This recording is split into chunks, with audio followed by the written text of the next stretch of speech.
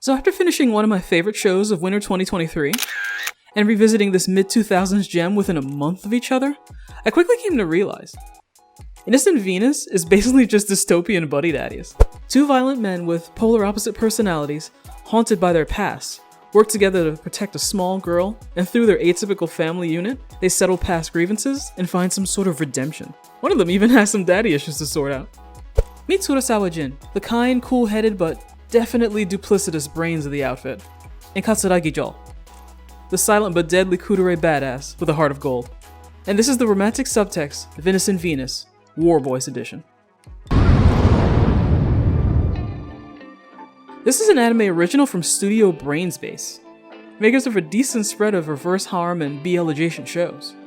I got Fujo baited hard with N-Ride, not gonna lie. Anyway, Innocent Venus aired at midnight, so naturally, I went in expecting some pretty adult shit. Full disclosure, this is a sci-fi war drama set in a Hunger Games style dystopia, where Japan, because of course Japan's police state society is made of the uber-rich Logos and the destitute Venus. And the rich found to stay rich with extreme force. I mean, episode 1 is called Hell just to show you they're not f***ing around. It's the prophetically relevant, not nearly distant enough future of 2035, where our heroes are constantly on the run and scrounging around for food. But it's not all doom and gloom, as the story picks up right after Jin and Jo have committed whatever crime that has them in hiding, and after the found family has started to bond a bit. There's even a wacky side character whose presence isn't fully explained, and wouldn't you know it, by episode 2 this trickster shows his real colors, and sells them out to pirates.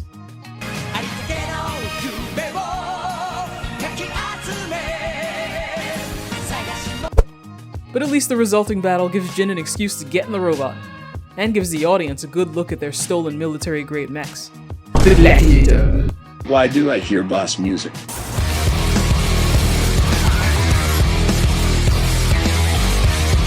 Meanwhile, Jin is captured by sus pirate while Jo isn't looking. Oh, I forgot to mention, Jin is voiced by Takahiro Sakurai, who made a career of voicing every sexually ambiguous blonde heartthrob ever. Yeah, soak it in, this graphic took forever. And this is leaving out all the twinks who aren't blonde. Anyway, Jin and eventually Jo are captured. And after a failed escape attempt, a brush with the military they'd robbed earlier, Jin, Jo, and Team One Piece join forces. And then they're quickly off to their next objective marker on their small bean protection racket. I know this is an older anime, but in 2023, child escort shows are thriving. On the surface, Innocent Venus' story seems pretty simple. Fight the power, protect the chibi, and then slink away when there are no more guns in the valley. But Jin has his own revenge-themed reasons for risking life and limb to protect Sana. What's interesting about that is that Jo doesn't even know what Jin's plans are. So as the purest ride or die, Jo just wants to help.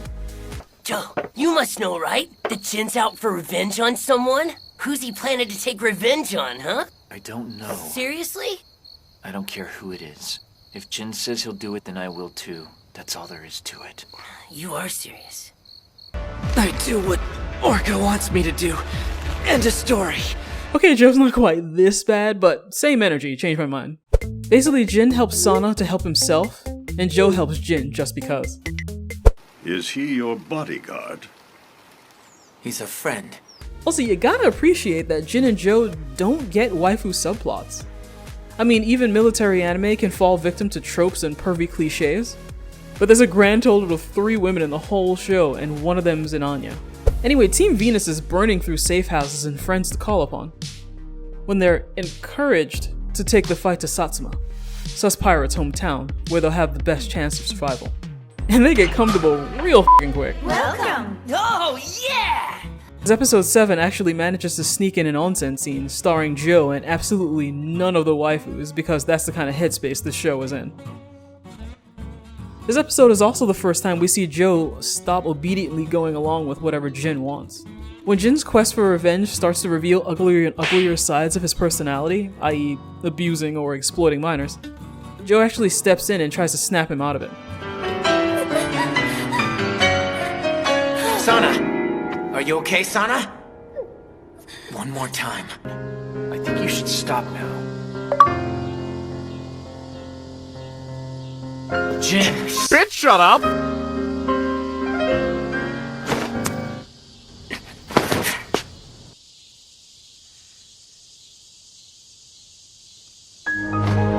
They only stop staring at each other when Sana falls the out.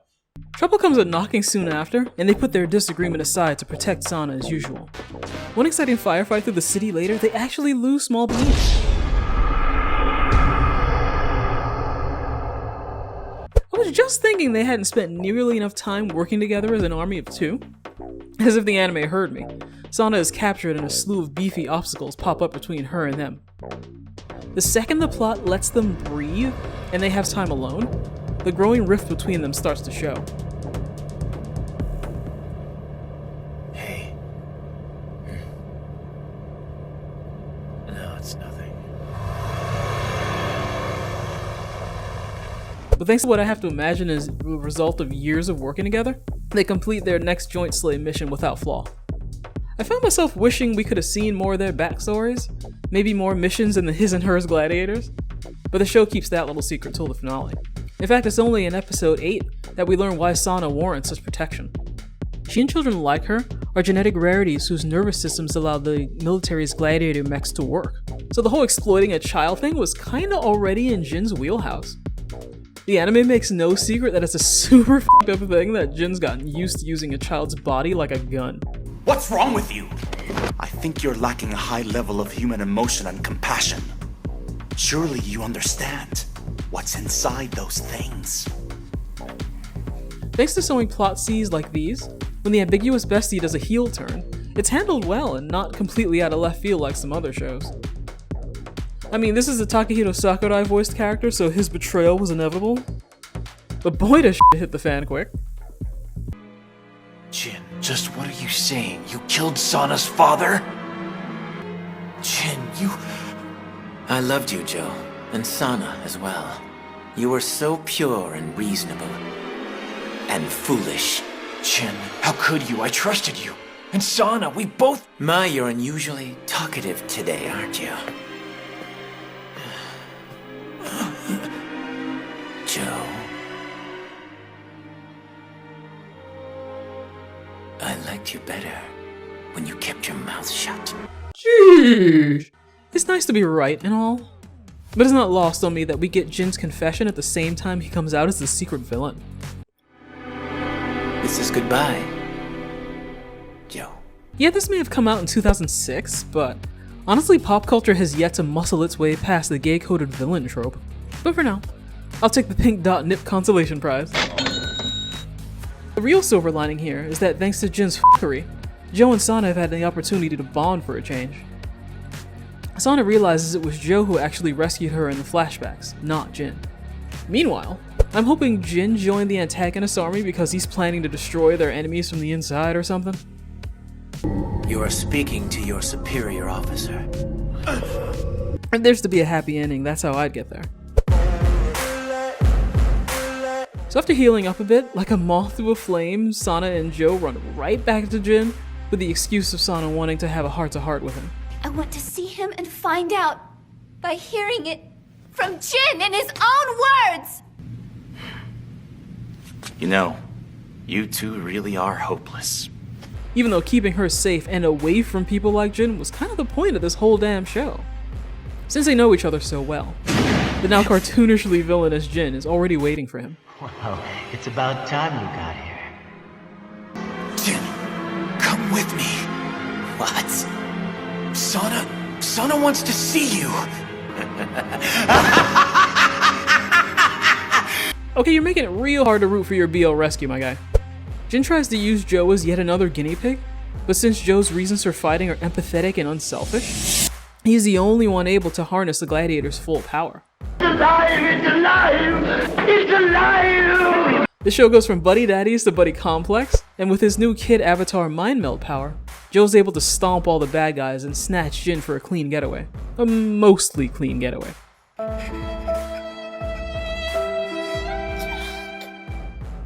won't forget you. Not Anya gets her heart-to-heart, but Jin only plays along to buy time for his new army to find him, and he's just able to flee in the confusion. Later. I've been waiting for you.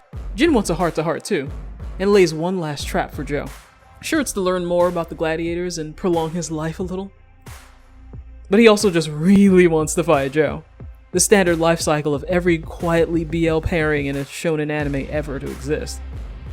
But we know no fight between them could last long, so it's talk no jitsu time. In the finale, we're finally treated to some backstory of how they met, what sort of men they were, and why they became friends, partners, or whatever it is they've been to each other up till now.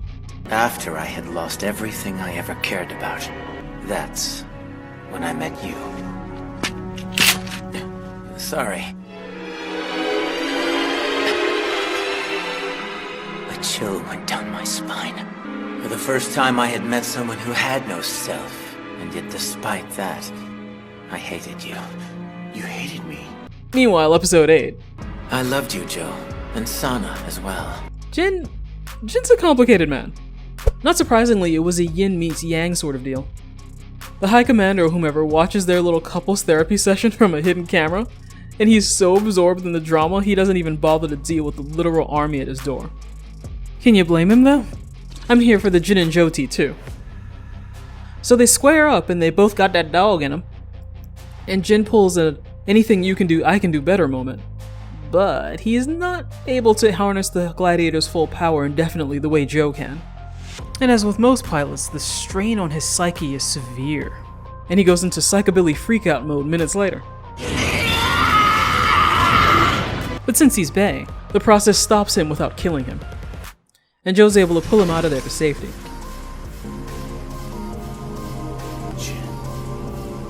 When your friend gets f***ing obliterated, so you throw their drunk ass into an herb and hope for the best. Now I'm thrilled Jin managed to escape the gay bestie death curse. Come on! A rare treat pre-2012. I wish they could have spent more time together. Or are we so different? But that battle took a pretty hefty toll on his mind. He'll probably be in a mental hospital for years and... What? He better not be dead. Say psych right now. Say psych right... Fine. It's worth noting that A, this scene is even gayer in Japanese. Where he just cups his face, smiles, says his name one last time, and then dies in his arms. Versus Goodbye, my friend. To erase all ambiguity. Thanks, 2006! And B, Jin's death is the only thing that makes Joe cry for real in the entire series. I mean, I know Jin was bad, but still. I'd rather have him rot in jail or in an asylum for years than get killed off like so many other gay-coded villains before him. I compared Innocent Venus to Buddy Daddies earlier, but one of the biggest differences was that that show had the benefit of coming out in 2023.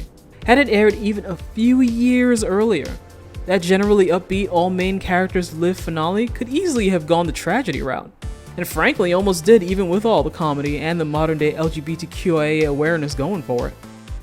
But at least in the end, the main bad guy is taken out, the circle of violence is stopped with compassion, and that crime against humanity Vulcan program is finally put to an end.